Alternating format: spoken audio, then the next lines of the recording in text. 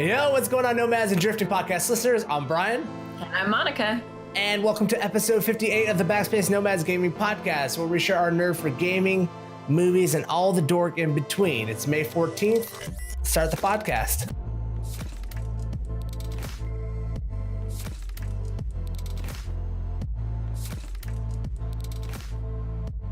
Monica, we're a little bit late here on the podcast. We're a day behind again, but how have you been over this past week?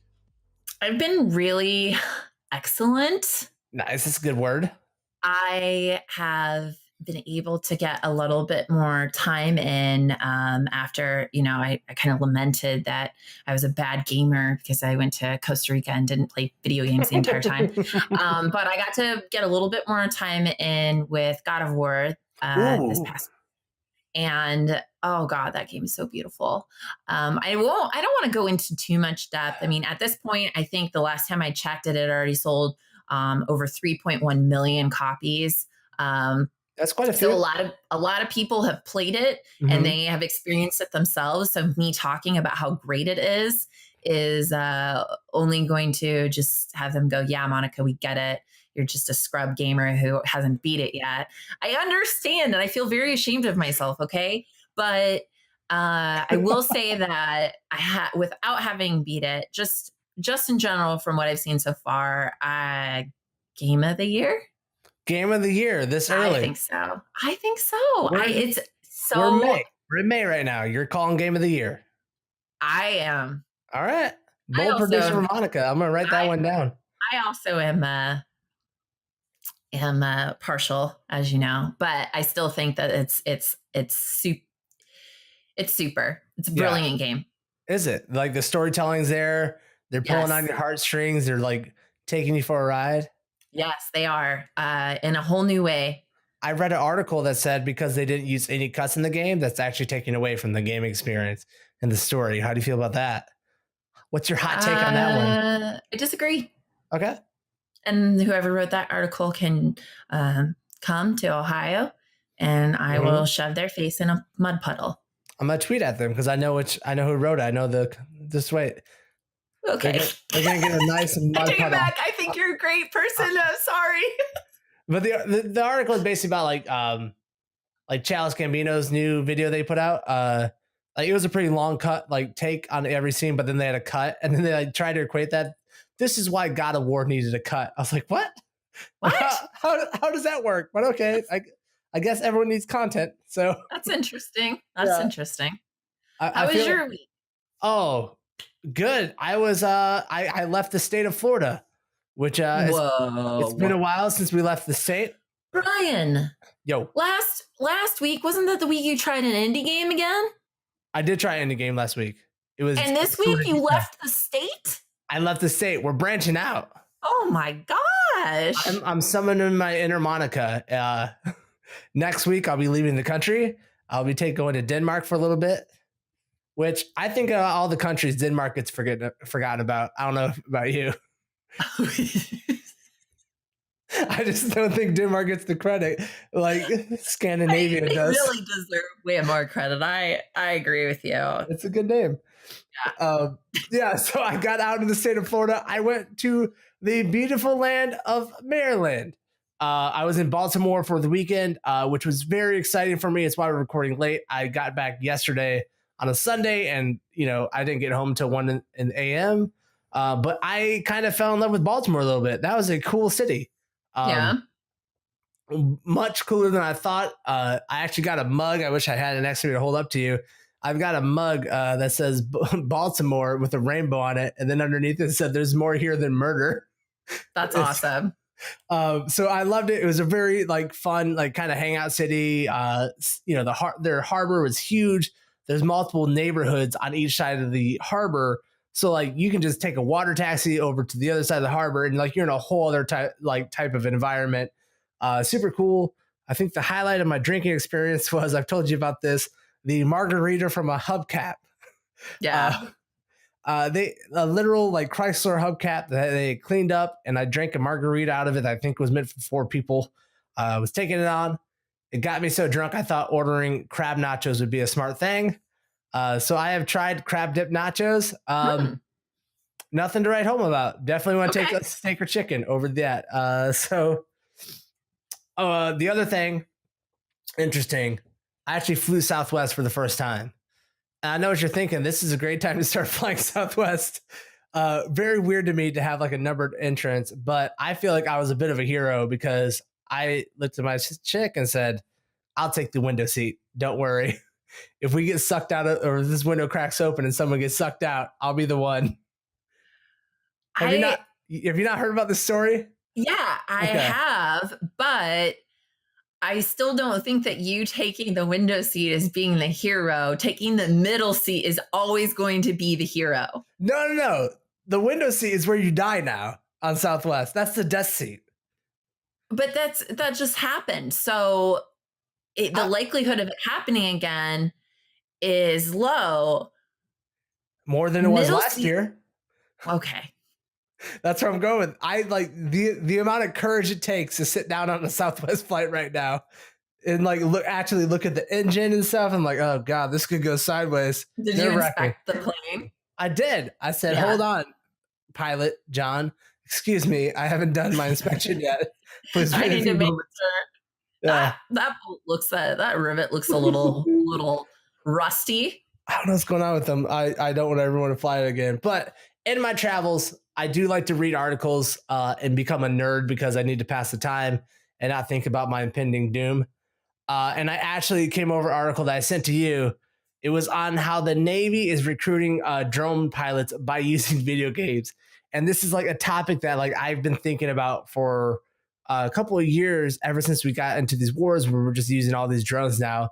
It's like there's a weird connection between them and like video games. Yeah. Especially coming from the like Call of Duty series, where you're literally using a drone like you would in real life to like just kill people. It looks realistic. So I've had that in my head, and then I popped over on this article and saw this. They basically the drones, the UXVs, unmanned vehicles, they're starting to pick their operators and figure out who's going to be most suited for this job by having them play a video game to assess them as talent and like how good they are at it. Yeah. So this company called Stealth Adapt created a program that's designed to address the issue of needing more well-trained UXV operators because of the increasing role that it's playing within the military. And it consists of multiple tests. One of those is a cognitive test. Within the cognitive exam is the actual video game. And there are multiple components that form a search and rescue missions. And when we were reading through this, there is a laundry list of elements that these short 5 to 10 minute missions take on, super intense. Now, when I think about this, I feel like there are a lot of video games out there that you and I play that probably are equally as intense. We may not just realize how much we're micromanaging when we're actually going through the game. But Stealth Adapts, the cognitive test, you have to rescue as many stranded friendly forces as possible within a preset time limit. Like I said, these missions are around 5 to 10 minutes each. Avoid fire from hostile forces. Do that all the time. All the time. Like, so, I know you do. You did it in Baltimore, right? we saw murders. Yeah. Very fun. Simultaneously monitor chat-based communications. Oh my god! You do that all the time when you're streaming. I have Twitter open. I have a chat open. I got multiple streams of chat coming into me, not taking my focus off of killing enemies in a game at all. Make sure there is enough fuel and battery power to complete missions.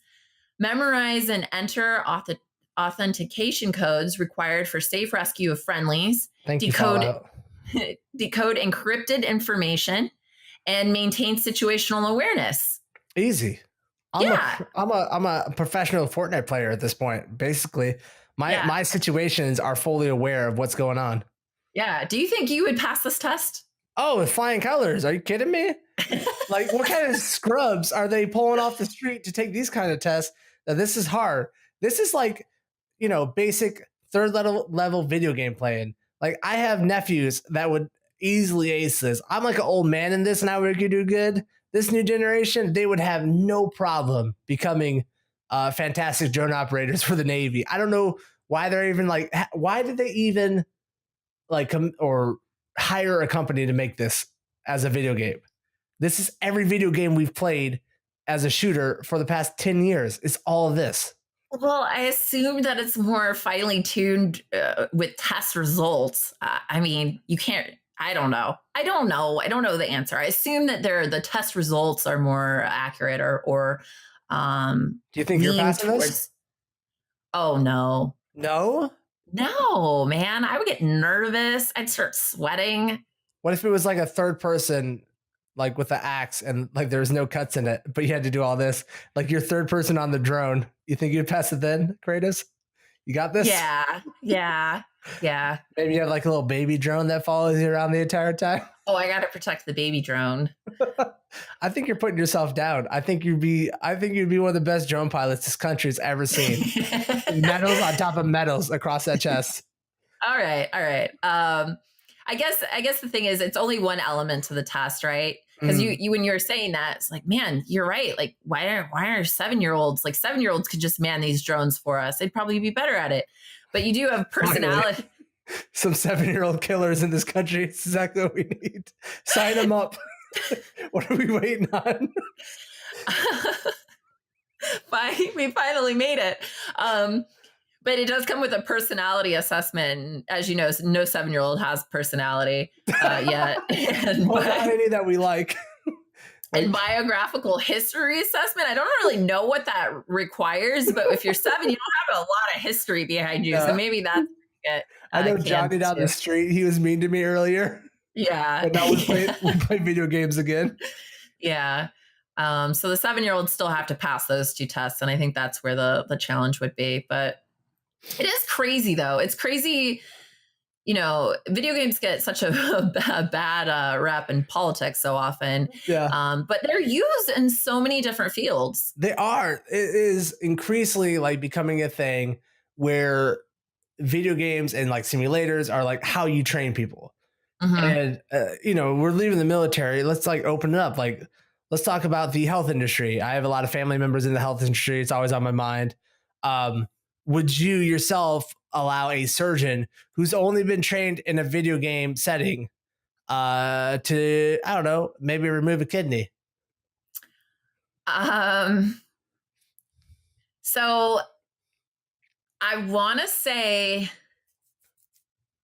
yes. Mainly because don't lie to me. No, I also know people in the healthcare field, and there are certain procedures being done from controls rather than with people's hands. So I have heard about this. Sure. And that seems almost game-like to me, where you're controlling a machine that's actually doing the procedure. So I want to say yes, but there's this weird element to it where I don't quite trust that type of training practice. You know what I mean? I guess I do. Like it's uncomfortable, right? It's just uncomfortable because you're right. There are like, I remember seeing a story. It was like a documentary where this doctor operated on someone remotely from America on somebody who was like way up in some like Arctic base, but they had all the mechanical things there, and he performed the surgery. So awesome. It's like, how does he even do that? It's just like a video game, except, he's just not there in person. Like the robot's going to be better, more steady probably. And I think that they actually are starting to say that people who play video games have steadier hands for surgery and stuff. They're more mechanically inclined to be like in tune with their body on a micro movement type of level. So I'm down for this. I don't like people reading books. I'd rather them be trained on video games. I don't know what you're going to learn inside of a book that it's not going to be thrown up in front of you and shown to you. It's just, let's get with it. We have technology now. We only use books because video games weren't there. Now we have them now. Open me up and like grab a PS4 controller and let's get this done with. All right. Okay, so let me get this straight. Yeah. I would rather my surgeon use the PS4 controller. I I don't think want them people, using that big ass Xbox controller, that Duke one, the massive one. yeah. I want a Okay. nice, finely tuned double joystick, maybe some X's and O's on there. All right. And is the video game actually teaching these people about like the different body parts? Because I feel like the books you're learning like the entire process, like what to do. Does that even matter at this point, or this person's got like 500 hours into kidney taker outer, and I love that game. and you just are like, well, they can do it on me now. Yeah, like I think they don't even need to know the body. They don't even know they're taking out a kidney. They just need to know. Dude, I want to hook this up. Like, what was that one movie? Like, I want them to think that they're still playing a video game. Don't even tell them that they're operating on a real person. Just let them know this is like the final boss, and I'm the final boss. Like, you have to get in there and like save this person's life. I don't want them to know that I'm a real person. I think they'll care more about their high score than they will about me. Oh my gosh! I'm going with this. Like, complete simulation. Don't even pull them out of this. Give them a fat Mountain Dew, some Doritos, and tell them to go to town on me.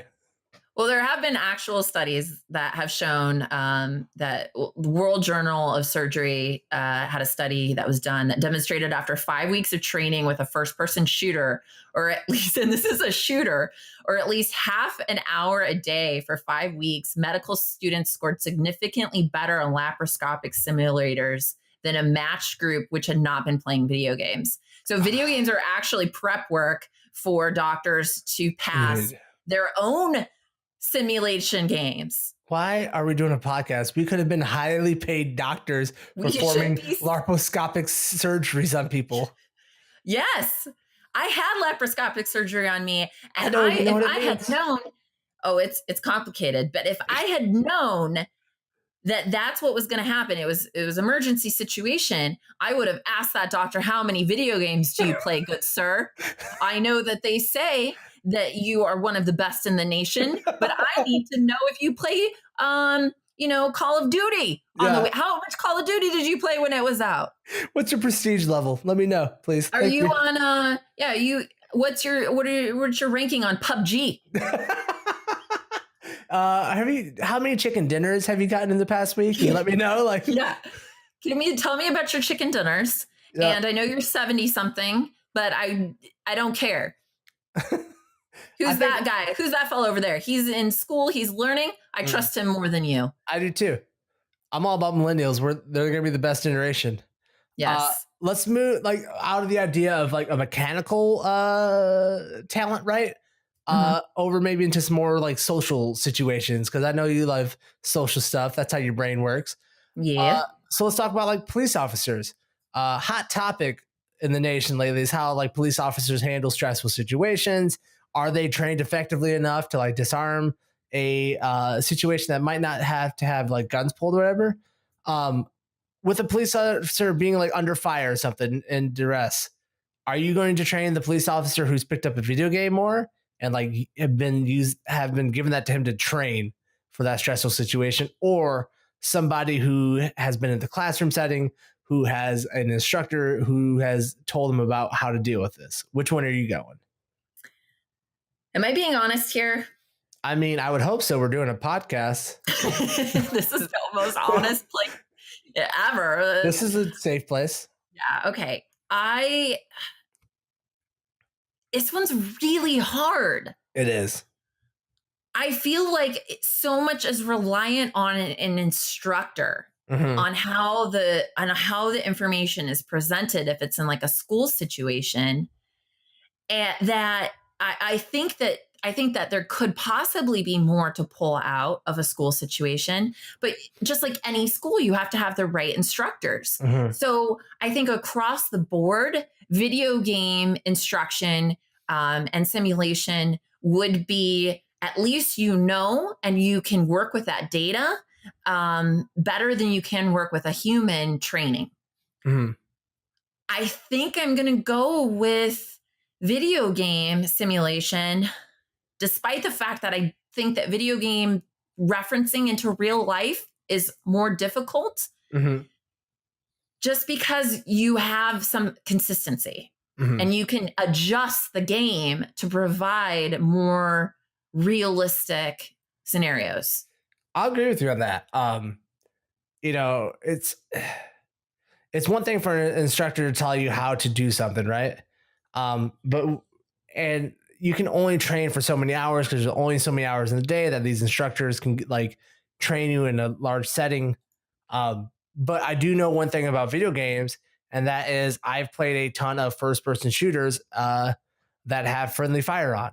And you have got to learn target acquisition, when not to like fire, when to hold, when to let people press in front of you. I will trust a police officer, which is a very weird sentence for me to say. I will trust them way more if they played a video game rather than an instructor, which I can only imagine would be like that dating simulator, like the pickup artist. Like, in this situation, what do? Hit B. Oh, that's how you know that's not going to work. The girls are not going to like you. That is like, that's what an instructor is to me. You're not learning Yeah. in a school setting how to not shoot somebody. Because I've never learned anything in school that stuck with me. It's all been like, oh, I'm in the workforce now. This is how people act. Yeah. So I'm not down for police officers, um, how they've been trained so far. So Hmm. maybe video games are like the thing we actually need to solve this a very real world problem where they're just like shooting people they shouldn't be shooting. Yep. There is a simulator out there that is used. It's not used by every precinct, but it is used across multiple precincts throughout the country. It's called Milo Range, Hmm. and it is an interactive video game style training simulator. And the purpose is obvious. You know, they want people to get more training in life or death situations without putting anyone in danger, which is hard to replicate in a classroom setting. I don't know. I feel like you could just say, like, you could throw someone in the classroom that's supposed to rough people up at random, you know? Yeah, that's the fun class. Like, I'm Yeah. gonna take this professor. He roughs us up. Yeah. Like, He just comes you in just, with a yeah. paintball gun, starts tagging everybody. Like, Yeah, exactly. You know, got to keep people on their toes. What are you going to do in this situation? That would be me as an instructor. I'd have the best police academy, um, but those types of games are out there and they are being used, and mhm. hopefully they will continue to be and continue to improve. I did look at a couple of stills from Milo Range, and I will say that it didn't look like the most They never. invigorating game. Those Um, simulators never do. I don't know. They need to hire like Epic to make this stuff or so. They just look horrible. Every simulator looks horrible if it's it not made does. by a real game company. But I think the interesting thing is like as we live in a society where video games have a place, we are learning that like these things do transfer into the real world. The skills that you learn in a video game do affect like how you are as a human being and like the talents that you have and what you can pull from to, I don't know, actually save lives. Yeah. I mean, Cooking Mama might actually teach you how to cook something really simple, but um, these are like some more dramatic situations that we've pulled together Mhm. over the course of the past few years, where people use, credited a video game to their heroic actions. It really is. And it's one of the funniest things ever. The first story we found is like a classic one. Um, where a boy saves his sister from this moose. This boy and his sister were out in the wild. The sister was taunting a moose because that's absolutely what you should do to a beast that's like 18 times your size is just Yeah. go up and throw the bullwinkle hands in it and talk crap to it. So this moose wasn't having it. Yeah, and the moose is furious. And it started attacking the boy's sister, and he rapidly thought about what he needed to do in this situation. And the first thing that he did was he used taunt, a skill that I think he was 10 years old. Okay. He was Yeah. 10 years old, or was he 10? He might have even been younger than that. He decided, oh, in World of Warcraft, I use taunt in order to get an enemy to pay attention to me instead Mhm. of one of my friends. So he taunts this moose. Again, his sister has already bothered the moose enough, or their presence has bothered the moose enough that it started attacking. So I don't Mhm. know exactly how he taunted this moose, but probably throwing sticks, whatever, to get the He's a attention on tank. him. He is. Yeah, he is. He's the tank. And, and then finally the moose goes, okay, you know what? I've had enough of this little shit. I'm gonna take him out. And the the moose puts its attention on the boy, and he uses a skill that he learned at level 30 playing dead. Ooh, is he hitting him with that hot feign death? Yeah, feigned death. Okay. And he actually lays down on the ground, and this moose is just like, did I kill this thing? I Moose are guess so dumb. I guess I guess the game's over, and it ate him alive. I'm just kidding. The moose just laughed. But when the story came out, he told people, yeah, I knew how to save her because of World of Warcraft. Oh, it's so beautiful. That is like literally what we're talking about. And I haven't ever been put in a situation where I would have to like disarm and embarrass a moose. But the thing I know I could do from survival, I pulled this from World of Warcraft. I know for a fact that if I had to catch some fish out in the wild, I know how to do it. Look, like growing up, my grandpa tried to teach me the bobber thing, setting the bobber in the water, watching it go up and down. I never had patience for that. I was a young kid trying to play video games. It's not until I played a video game that I wanted to sit there for 10 to 20 minutes at a time trying to fish and watch a bobber go get sunk underneath the water. World of Warcraft, like this kid and his heroics with the moose, I could definitely feed probably a small village with the amount of fish that I could pull out of a lake or a river with my World of Warcraft fishing skills. I'm an expert fisher now. I'm an angler.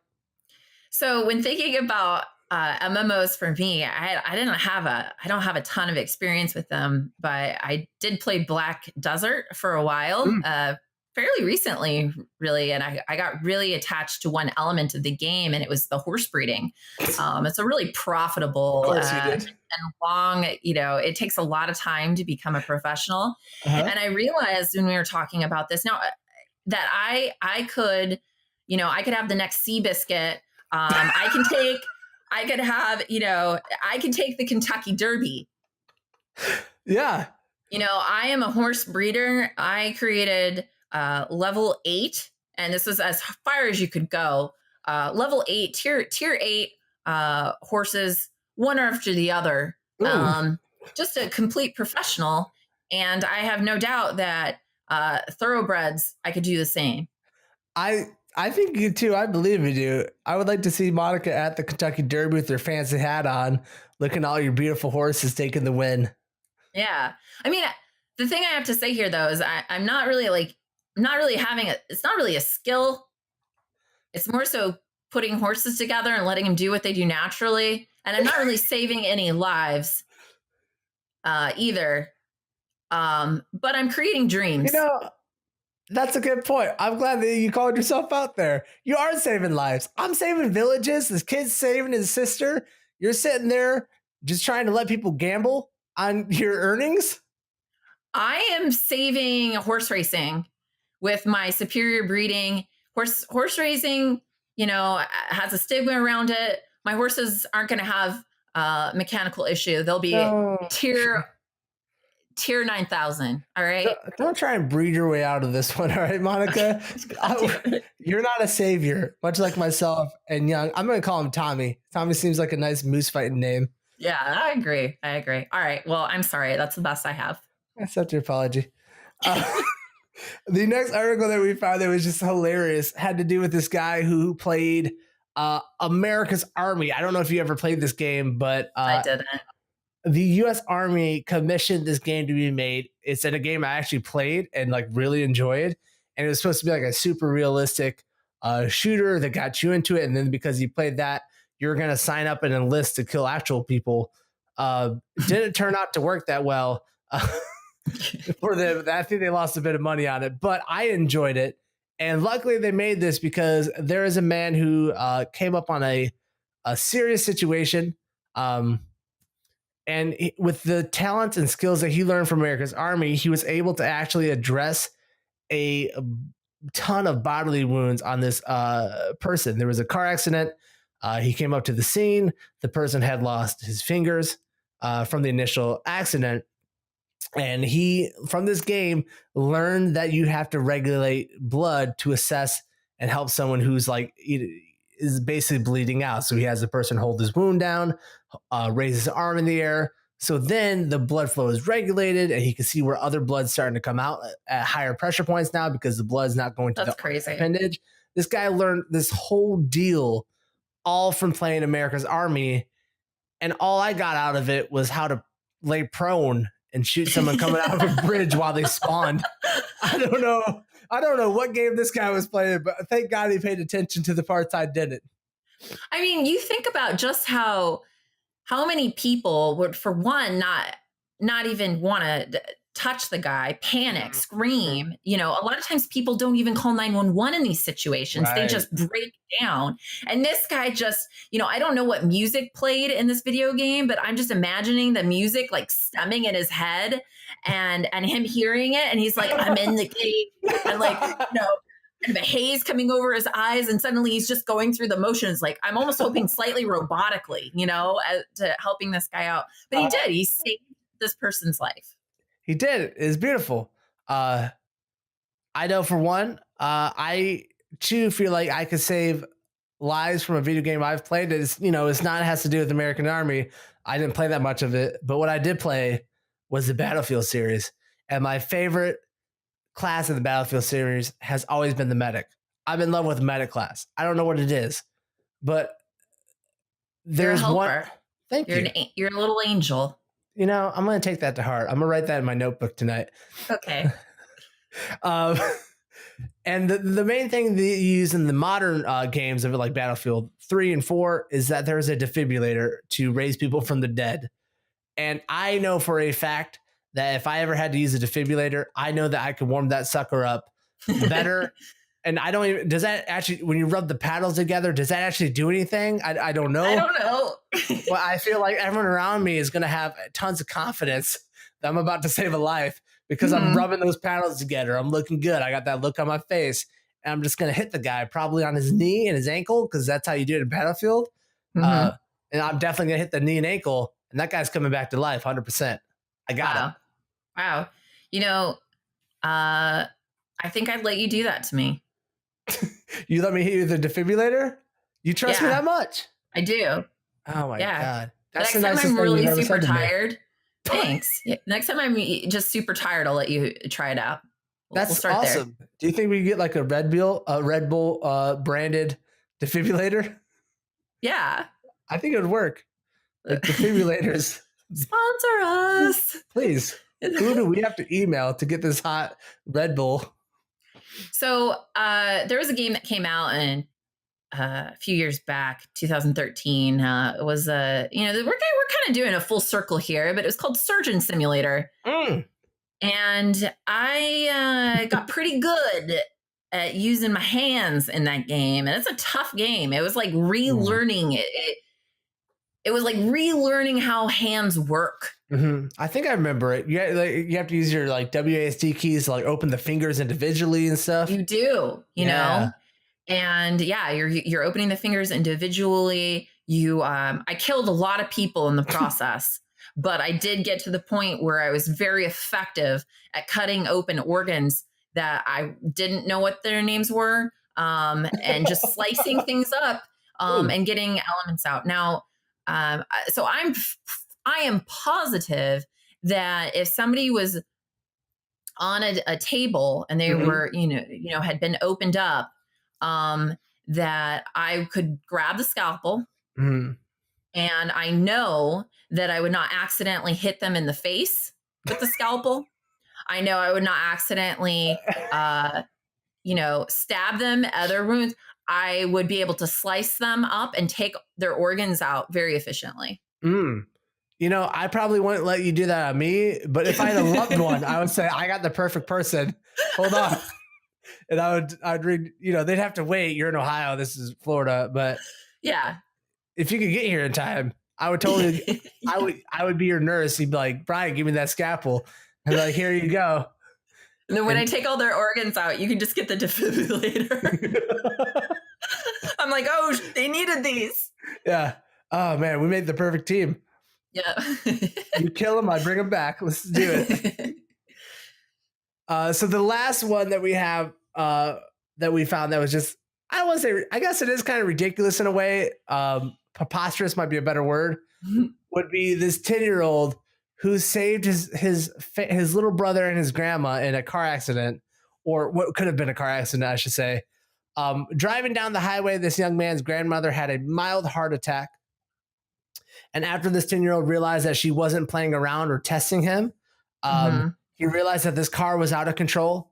And like the young Mario he is, this 10-year-old grabbed the wheel and like gently steered his car into a muddy ditch on the side of the highway instead of letting it wreck in traffic or flip or anything. He brought this thing to a slow stop. And when he had to credit it, he said, "Well, I play a lot of Mario Kart. I'm really good at kart driving." And I believe him. I'm going to take him at his word. This kid saved his little brother and his grandma at the age of 10. I'm blown away. It's amazing. The one thing I think of is that you do slow down when you go off the road. Mhm. Um, but he went into a muddy ditch, and I know that most of the time when you hit the mud and everything, you slow down. But you know, it's also like you also hit a lot of things in that game that end up screwing you up. Mhm.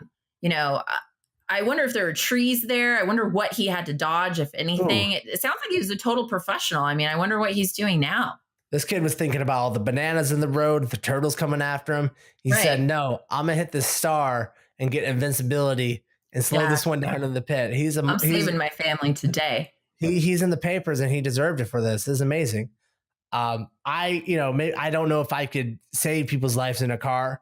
Um, I think I'm a good driver, but that's, you'll find out soon when you come to Orlando, I guess. But what I do know I could do is I could be a car service driver. Back Hmm. before the days of Uber, for all the kids out there, we actually drove around in things that we call taxis. And what the taxi does, they pick you up where you stand, but you have to wave them down and stuff. And so what Crazy Taxi did was get me ready to be a driver where I can just spot people from anywhere on the road. If they got their hand up above everyone else on the sidewalk, I'm able to pull them in there. And I'm just not going to pull in, with a nice, like, gentle thing. I'm pulling to like a sweet ass, like 180 and getting into that spot. And then I'm getting in there in like 60 seconds or less. I'm driving across the city in less than 60 seconds. I know I'm doing it. I'm wild. Wow. So that means you could be getting women to the hospital as they're having babies faster than anybody. You know it. I Um, easily. yeah. Please call me right when you're about to pop that thing out. I don't want you to inconvenience yourself staying at the hospital all day. No. Let's get Yeah. that thing Just wait till the very last the second. last You second. only need, no, well, the very last 60 seconds, right? Yeah, Yeah. yeah. Yeah. Very last 60 seconds. So I guess driving wise, I experience with games. I don't have a lot of driving experience, but I feel like the one that hits home for me is GTA. Now, I Ooh. know I wouldn't really necessarily be helping anyone or saving anyone if I were to break into cars, pull people out, kick them a few times, and steal their vehicle. But what I have learned from that game is what that looks like. Okay. You're And so desensitized. if I wanted to be a vigilante, be able to recognize when someone was just about to pull somebody out of their car, steal their vehicle, I could spot that from a mile away. Ooh. So I think that playing GTA has actually allowed me, if the time ever comes, to be able to tackle someone who's about to pull Granny out of the car that she just had a heart attack in. What are you doing over And there next to that muddy ditch? You don't belong there. yeah, exactly. You You're like a know, modern day Batman. after the 10-year-old just saved the family, the guy that goes up and is he going to ask for help, or is he going to rip Granny out of the front seat and try to steal the car? I can tell the difference. We need people like you in this world. You do have people like me in this world. I exist on this world. Here I am. Here I am. That's ridiculous.